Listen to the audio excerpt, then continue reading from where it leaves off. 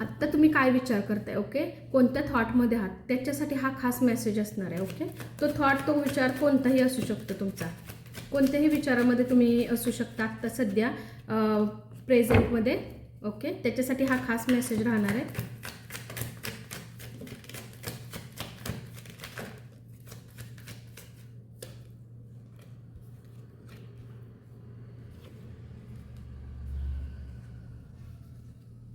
Okay,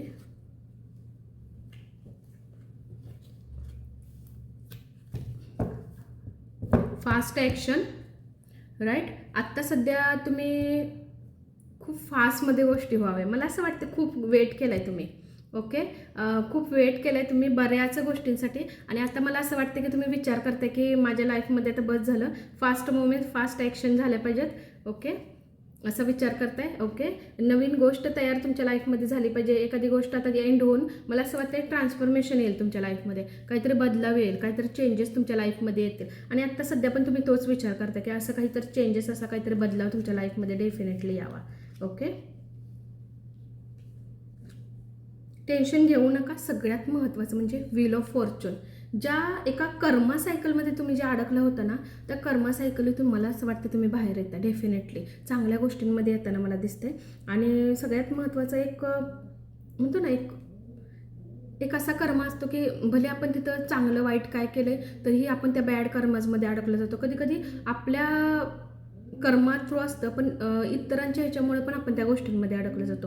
पण असं मला वाटतंय की तुमची ती एक सायकल, तो एक कर्म कंप्लीट झाला आहे. ओके, तुम्ही एक चांगल्या एनर्जीजमध्ये, चांगल्या सायकलीमध्ये आणि चांगल्या गोष्टींमध्ये एक एक कर्म एक असा तुमचा आता तयार होतोय ना, जे आता तुम्ही पास्टमध्ये केलेले आहेत. ओके, ज्या गोष्टी केलेल्या आहेत, तर तुम्हाला वाटत होतं का माझ्या बाबतीत ह्या गोष्टी होत नाही आहेत, का मला म्हणजे मी इतकं चांगलं वागून, मी इतकं चांगलं राहून सुद्धा. येस, तुमच्या बाबतीत चांगल्या गोष्टी होतील, डेफिनेटली होतील. आणि आत्ता सध्या पण तुम्ही तोच विचार करता की माझ्या बाबतीत ह्या गोष्टी का होत नाहीत, डेफिनेटली होणार.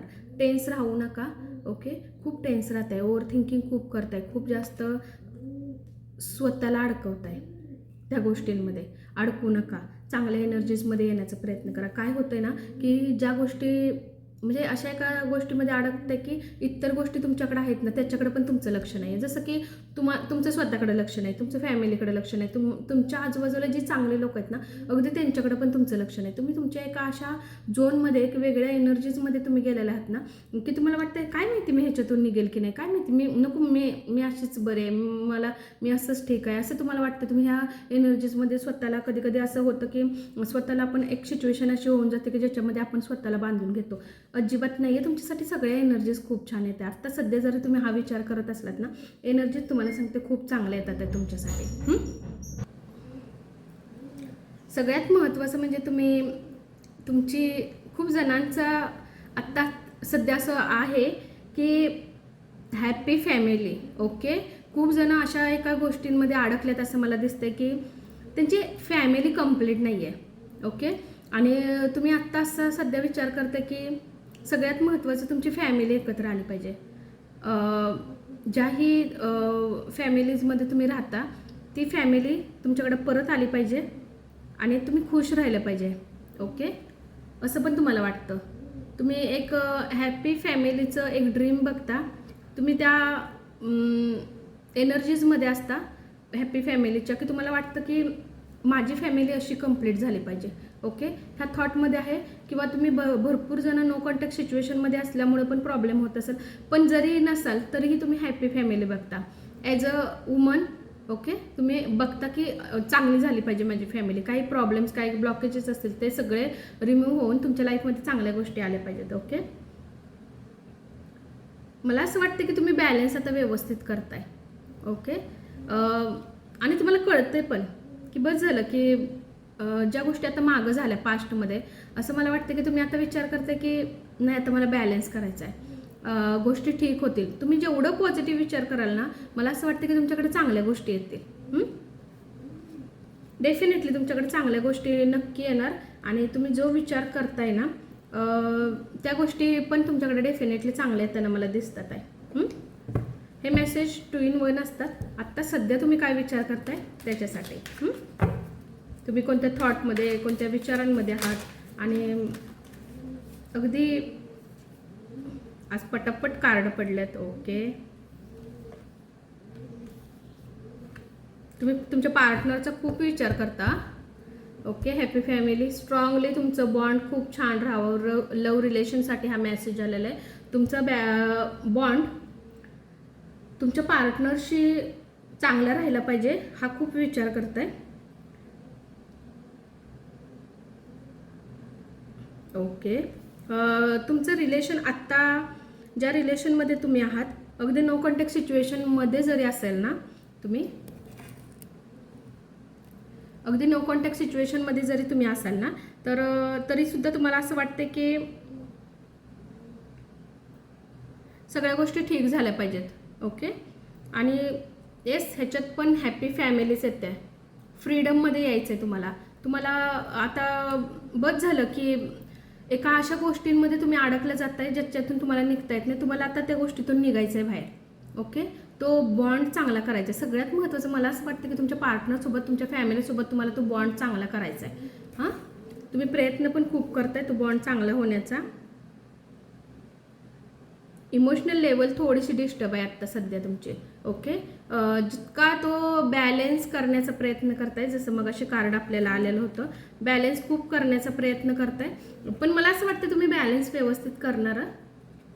तुम्ही करणार व्यवस्थित बॅलेन्स, कारण आता तुम्ही त्या एनर्जीजमध्ये येताय, चांगल्या एनर्जीजमध्ये येताना मला तुम्ही दिसताय.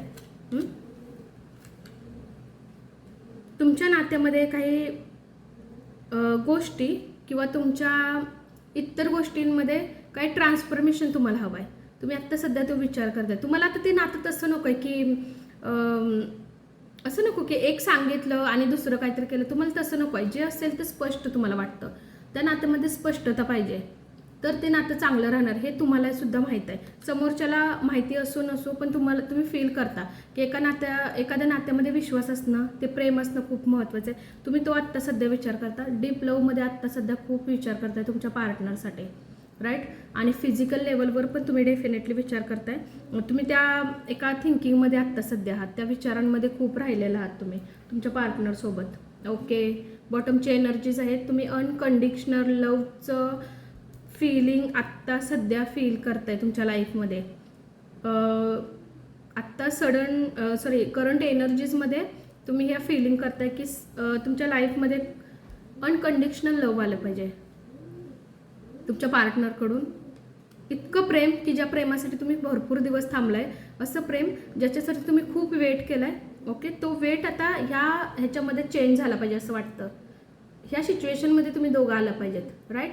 त्यासाठी तुम्ही खूप जास्त वेट करताय. आणि मला असं वाटतंय की तुम्हाला असं वाटतं हे रिलेशन विश्वासावर आहे. ह्या रिलेशनमध्ये एकमेकांनी समजून घेणं खूप महत्त्वाचं आहे. ओके, आत्ता सध्या हा विचार करताय की हे रिलेशन असं तुम्हाला बघायचं आहे. ओके, तुमच्या पार्टनरसोबतचं. आपण एंजलचे पण मेसेज घेऊया की तुमच्यासाठी काय मेसेज आहेत त्यांचे.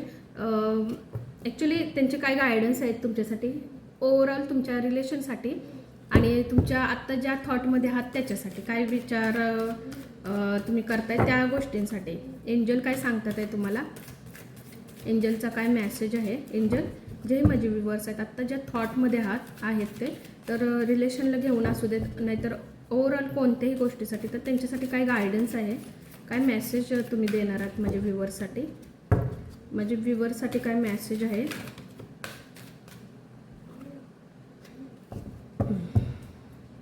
ओके, रोमॅन्स तुमच्या लाईफमध्ये येतोय डेफिनेटली.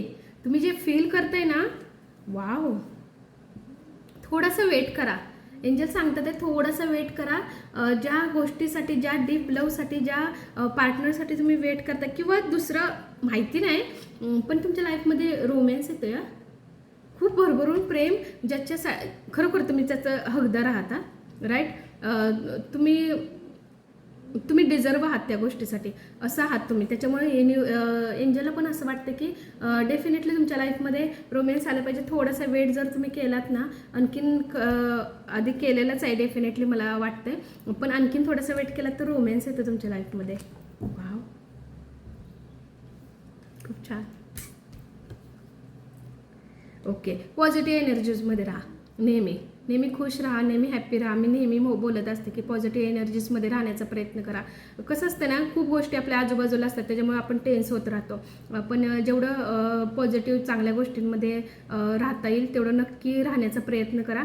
कारण मला असं वाटतं की येणाऱ्या ह्या वर्षामध्ये तुमच्या ज्याही काही विश आहेत, ज्याही काही गोष्टी आहेत, ज्याही काही स्वप्न आहेत, असं मला वाटतं तुमच्या पार्टनरसोबतचं असू दे, तुमच्या रिलेशनमध्ये असू दे, तुमच्या इतर गोष्टींसाठी मला असं वाटतं की येणाऱ्या ह्या वर्षामध्ये ते कंप्लीट होत आहे. ओके. कंप्लीट होताना मला दिसतंय रोमॅन्स येते तुमच्या लाईफमध्ये. वाव, म्हणजे ज्या गोष्टीचा तुम्ही विचार करताय डेफिनेटली, ज्या थॉटमध्ये तुम्ही आहात लव्हविषयी, तर मला असं वाटतं की डेफिनेटली त्या गोष्टी तुमच्याकडे येताना दिसते. एक हॅप्पी फॅमिली येताना दिसते. सगळ्यात महत्त्वाचा तो विश्वास, तो ट्रस्ट, ते प्रेम येताना मला तुमच्याकडे दिसतंय. ओके.